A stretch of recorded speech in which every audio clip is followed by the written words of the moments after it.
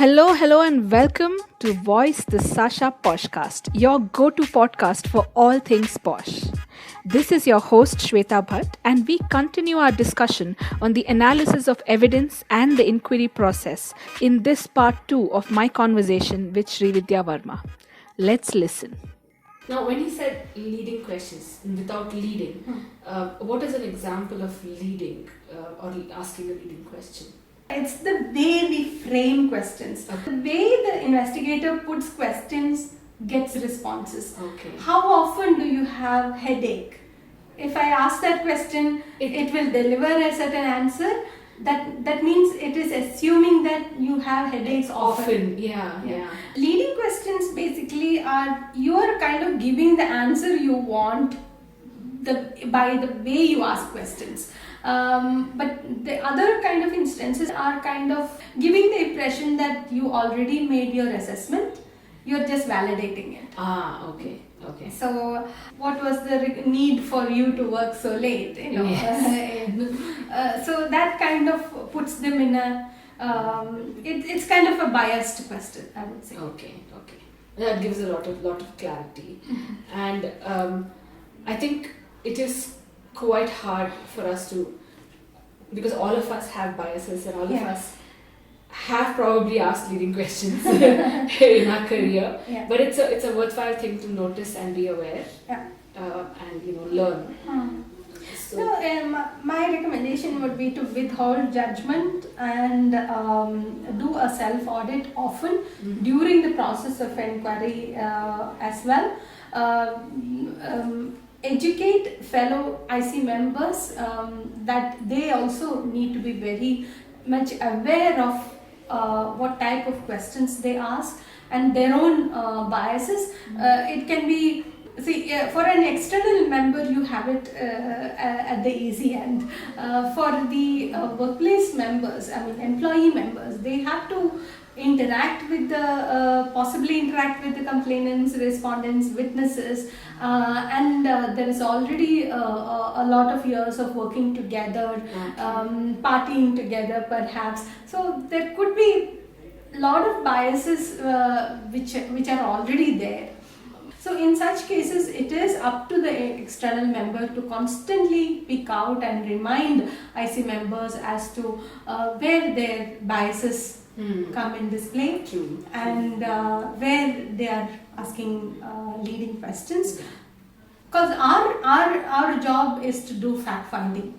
We are not interrogators, we are not police. Or the moral police. Yes. Our job is to conduct fact finding in a thorough and systematic fashion. If we do that, it is very credible investigation and it leads to more concrete evidences and we can arrive at a reasonable conclusion. Okay. Can we audio record statements and transcribe them later? This is a question I have been asked and many of our team members have been asked. Can we do that? Why not? Or can we do the recording without the consent of the parties? Can I answer in the reverse order? Yes, please. You do not record anything without the consent of the parties. Okay.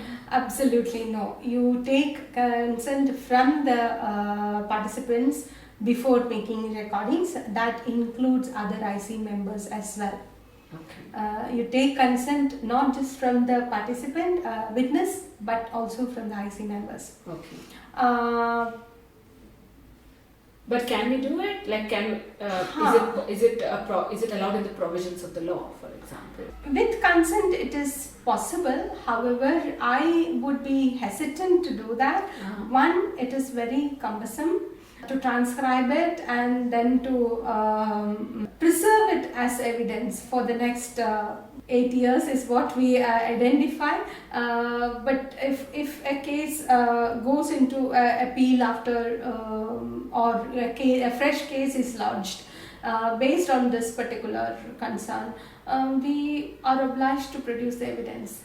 Okay. So it becomes very difficult when you have audio recordings and safety to ensure that it is safely kept.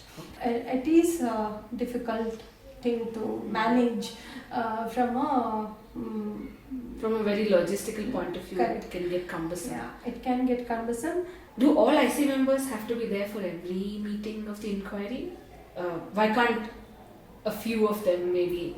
Because all IC members are usually, especially if they're senior members, they have very busy schedules. And if an inquiry starts and it goes on for, let's say, about 90 days, is there a possibility where a few of them can meet with the complainant, conduct preliminary investigation, and then a few of them can join in, or vice versa, or even call the external member a little later? The committee is defined, the committee has to be there for every proceeding is what my understanding of the law is. The person, the presiding officer, the employee members and the external member constitute the committee. So whoever is sitting in the case from the beginning till the reasonable conclusion has to be continuous.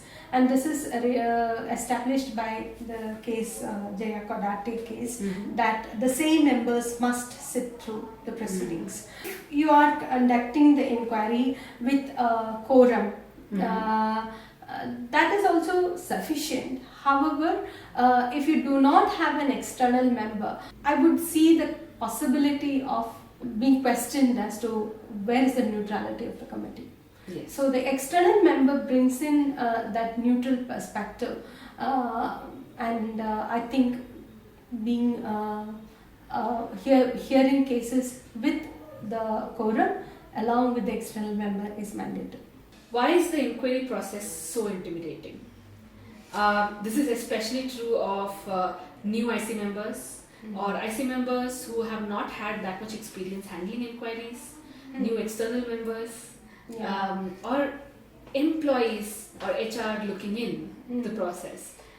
Yeah, I would say each person, each stakeholder will find it intimidating from different perspectives. So I'll go in the reverse order. For the HR, they have always been conducting investigations, workplace investigations, formally, informally, verbal warnings, cautions. They have been used to it.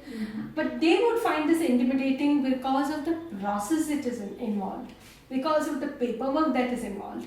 So for them, they can, when they know they have been handling this kind of questions and they have been closing the issues in 1 day, 2 days, this can go to 90 days or 180 days and still reach nowhere. The number of witnesses, how do they contain this matter, how do they ensure confidentiality, all these can be very daunting if you are in from an HR. For new IC members, or for that matter any IC member, you are not exposed to workplace investigation unless you yourself be part of it. Even then, to conduct an inquiry and to take it to a reasonable conclusion is quite a task. When you have a full-time day job to do as well, because this requires time, this requires commitment, and it is a slow process.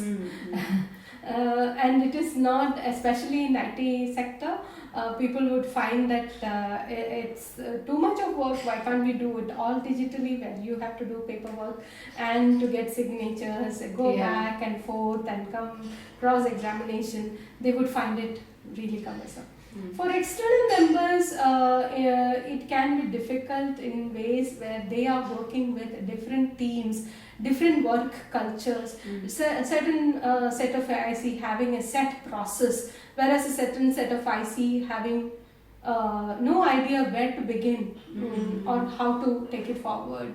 So the dynamics or the style of work which the external member has to adapt to could be very different. It is also quite a daunting process for the parties involved, for the complainant, for the respondent, for the witnesses. How would it be, or why would it be so intimidating for them, do you think? First of all, it is quite a challenge to approach a committee with a concern that is so personal, especially in sexual harassment matters. That itself can be quite an intimidating process. To be alleged against with sexual harassment for a respondent, that can again be grave experience, and it is up to the internal committee to make sure that both parties are thoroughly informed about the process and they feel comfortable and they have the trust in the process to come out with a reasonable solution. You mentioned the external member. What would you think if you had to mention 3 key roles of the external member apart from decision making? What would you say would be the 3 most important things an external member must do? I think primarily the external member is the conscience keeper of the committee. Okay. Second thing I would say is to give the parties that comfort that this is not a inquiry committee that is driven by the employer for the employer. And the third thing other than decision making is to help the other internal committee members work in an informal investigation setting while looking sensitively, empathizing with the parties. Work in harmony, keep the process formal, at the same time be approachable and empathetic to the parties. That's quite a balancing act to follow. Yes. Yeah. What do you think is the most difficult part of an inquiry proceeding? How do you see it?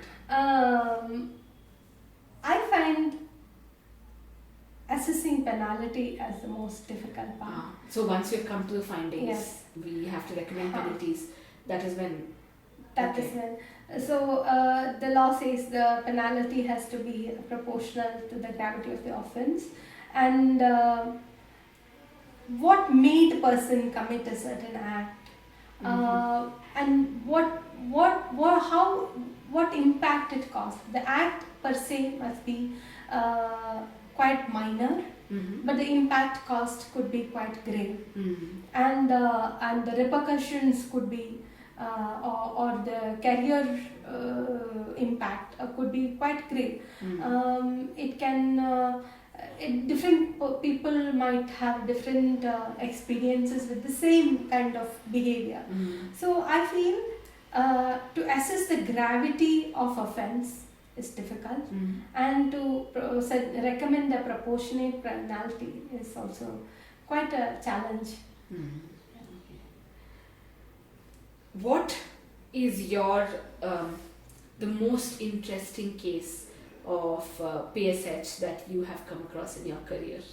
Now, this is a question that I get to ask, that I am honored to ask all of my guests, because every time I ask this question, I get something to learn.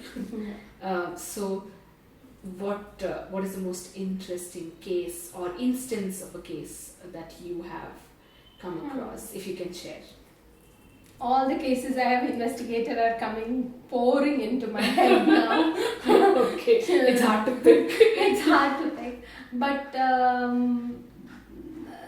there was one instance where we did a lot of,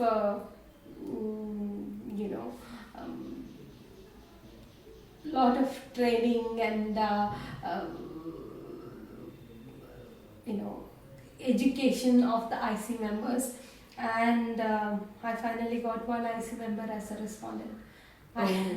That just completely surprised me. Yeah. And in a very explicit way of harassment to multiple co-workers. So that was something which I never expected to receive. Yeah, especially after that the kind of training that the committee members have received. Yes. And the fact that they have been trusted enough to be constituted on the committee. Yes. If one of their committee members themselves is a respondent in a complaint, it's a very overwhelming experience, I'm sure. I won't ask you for the details of the case, but how was it resolved? What was the outcome of the case, if you can share? The outcome was, the case was substantiated. It was proved against the respondent, and the main recommendation was to transfer the person and to take the person through multiple training awareness sessions. And there was also a demotion. Okay. and obviously he never got a chance to be part of the ICU committee. Yeah, which is the first thing that is done, right? If there's a complaint against an ICU member. So this was an episode packed with learning and insights for me, and I'm sure for our listeners as well. Thank you so much, Vidya. Before we close, I would love to hear any closing remarks that you have for us. For the people who conduct workplace investigations or PoSH investigations, I would recommend follow the process and thorough documentation, and never hesitate to ask questions. Wow, that is concise. Follow the process, document, never hesitate to ask questions. I think if we are that systematic in our inquiries and in life, I think we have life sorted. So, and with that sage advice, we'll end the interview. Thank you so much, Vidya, for coming in here and giving us all these insights to think about and process. It was a great experience. Thank you, Shweta, and I really enjoyed being interviewed by you. I hope my investigation skills were up to par. So many helpful suggestions and insights. Well, I learned a lot. I hope you did too. What did you like most about this episode? Do you have a follow-up query on the theme? Write to us at voice@sashaindia.com or contact the external member of your internal committee for more details. We'll connect again next month with a brand new episode and a brand new theme. And until then, dear listeners, stay safe, take care, and remember, to prevent and protect is to progress.